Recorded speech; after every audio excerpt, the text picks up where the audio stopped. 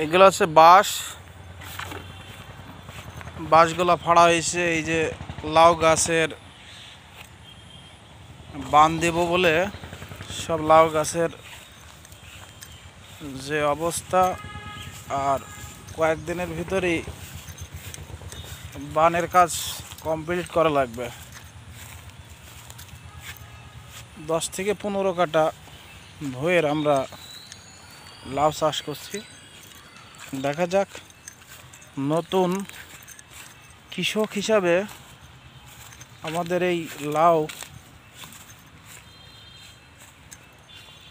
কি ফলন দিতে পারে বা কি পরিবেশে আমরা তৈরি করতে পারবো জানি না, আল্লাহ জানে। আমরা নতুনভাবে কাজ করছি। আসলে কোনো দিন তো আসলে লাউ চাষ করিনি, এই প্রথম। দেখা যাক কি হয়।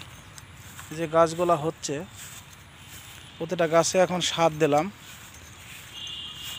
সার দিয়ে এই গাছগুলো এখন বর্তমান মাটি, আশেপাশে যেসব মাটি থাকে গাছের মাটিগুলা সব ছোট ছোট করে দিলাম। সার দেওয়ার পরে এই আর কি। ঠিক আছে, সবাই ভালো থাকেন, আল্লাহ হাফেজ।